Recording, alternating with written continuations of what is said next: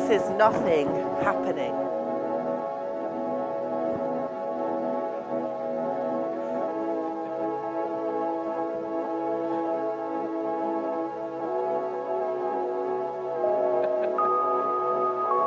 Nothing. I don't think about it. Yes.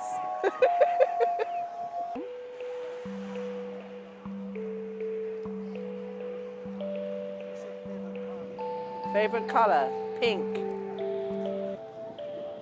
I don't know.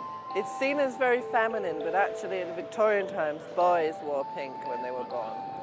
But there's something about pink that I just like. It seems to give life, and I'm not wearing anything today, but I do like pink.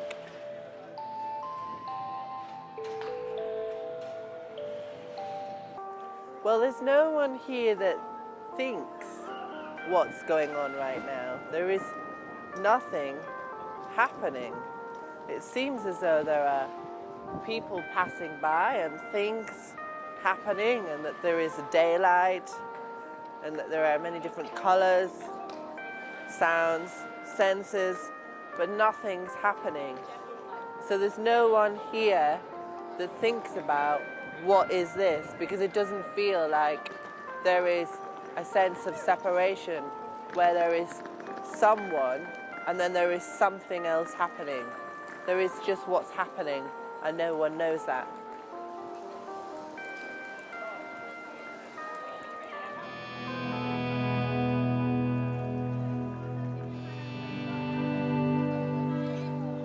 Whereas the person, the me, it will feel located in a body, and it will sort of feel as though there is someone here, an experiencer of what is apparently happening, and it will feel as though it's separate, that it's outside of itself. It will feel as though there is something happening, very certainly other people, other things, that there is a difference in time, and that there is something which is outside of oneself. But that's an illusion, that's the dream of me, the story of me, that feels as though there is a subject and an object.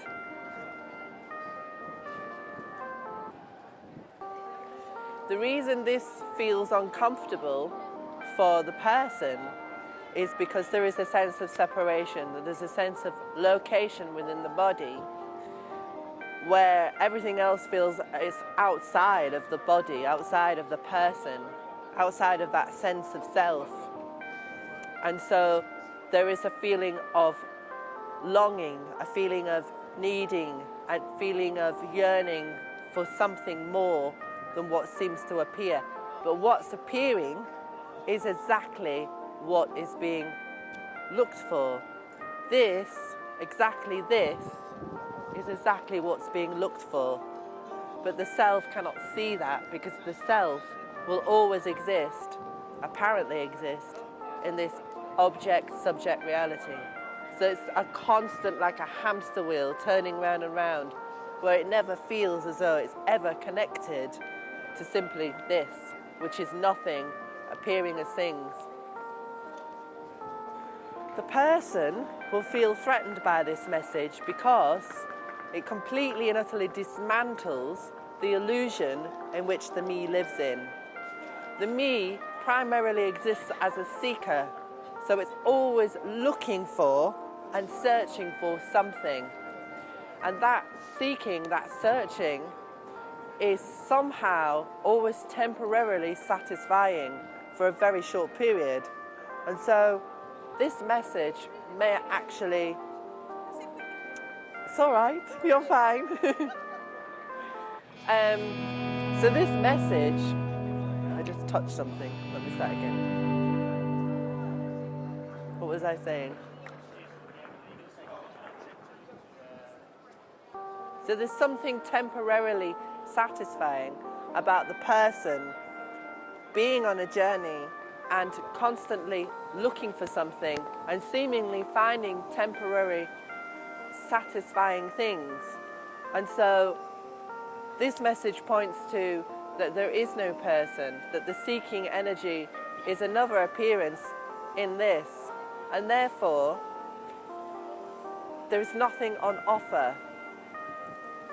And even though the self is always temporarily satisfied with momentarily things that come along, it doesn't realize that that which is beyond that dream is something much more beautiful than being mindful or having a good orgasm or eating good cake or buying more things. It sounds brutal to the me, but it's not brutal. It's perhaps the most loving thing. It is the most loving thing because it points to unconditional love.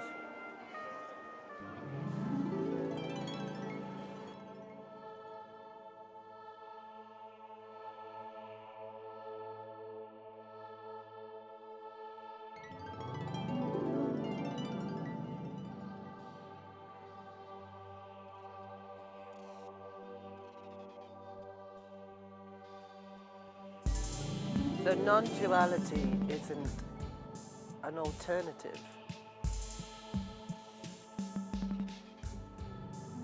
It's not an alternative to being a me. It's what already is. There isn't an alternative to an illusion. When there's no longer an illusion, there is just what is. But the self hears this message, and it hears that this is an alternative state of being or non-being to being a person. But the person is the illusion. So when that person, the apparent person, collapses, there is just what is. So if non-duality is seen from that personal perspective as an alternative to what it feels it is, then non-duality is just the flip side of the coin of duality. It's non-duality and duality. This is why non-duality is not a thing, it's just this.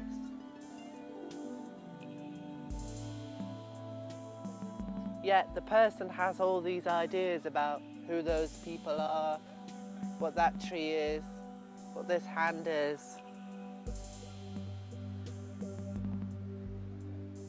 But that's the dream, that's the story running, that's not based on reality.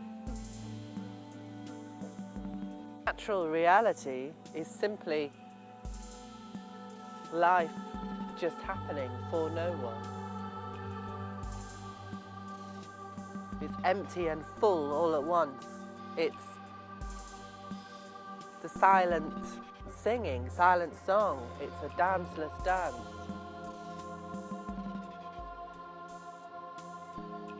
And it's amazing that any of this appears because there's no reason for it. The self has to have a reason for everything, because in finding reason, in finding purpose, it feels as though it's somewhere on the path towards freedom. But the path for the me doesn't lead anywhere. There is no path. And so liberation is not a knowing, it's not something where you can sit somewhere and say, this is it, this is freedom.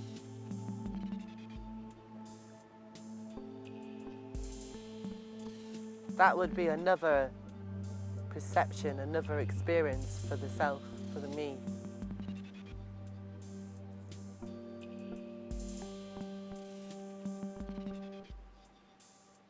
So there's no alternative to an illusion. So non-duality is not an alternative. It's not something, it's nothing at all. In essence, non-duality does not exist. It's just a word that's used to simply point to this.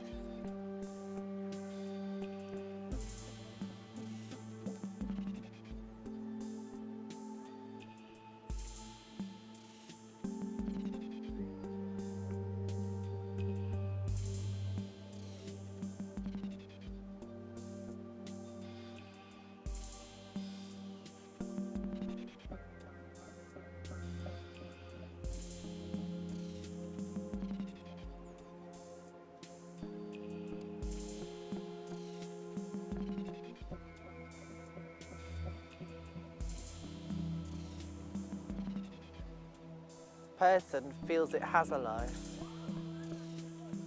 and therefore it counts all the things up, makes a story out of that. I've had this happen and that happen, and I don't have this, and when am I going to get this and that? So it kind of makes up this story that my life, this, that, and the other.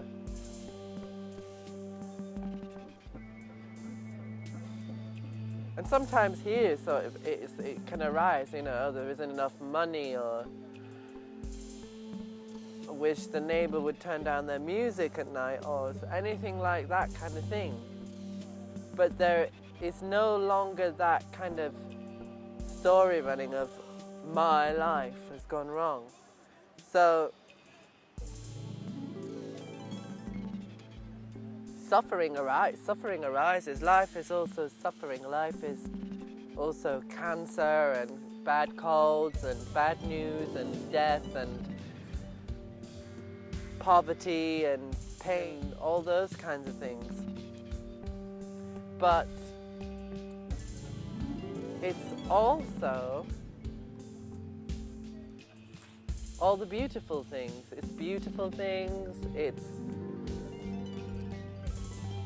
pain and pleasure.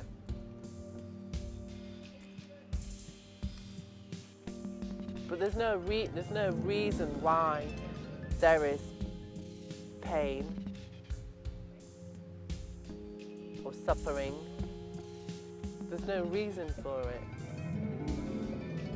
Why should it be any different to what it is? Why should there not be poverty?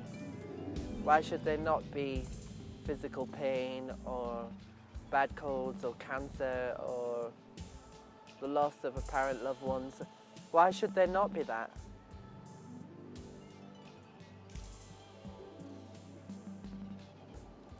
See, the self finds it very difficult to lose things as well. Because the existence of the me is so incredibly painful, really. The me has a very painful existence of feeling as though it never quite gets something. And therefore, if it loses those little happy times and those little good moments, and those pass by, and then suddenly all there is pain or loss or whatever is unpleasant, then it really feels like it's been conned.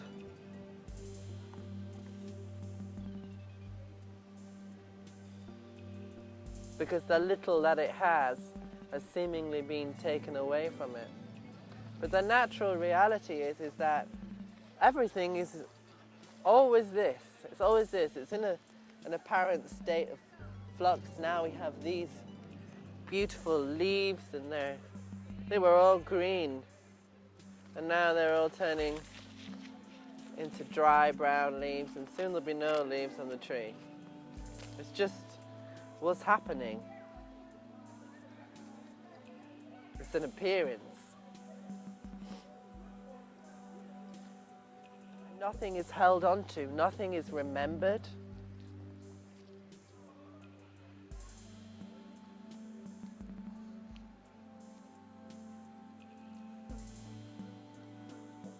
It's not remembered, it's not held onto.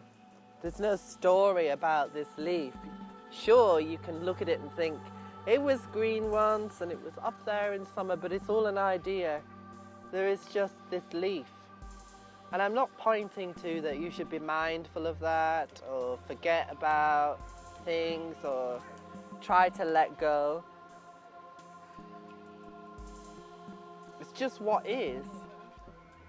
So if that appearance is pain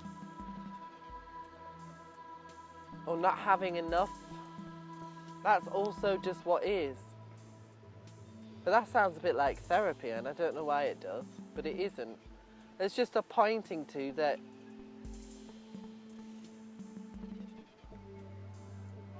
it's part of the dream, it's part of the illusion of me that I have had this happen in life, or the me has never had anything. It's never had happiness or sadness, pain or pleasure. It's never had anything.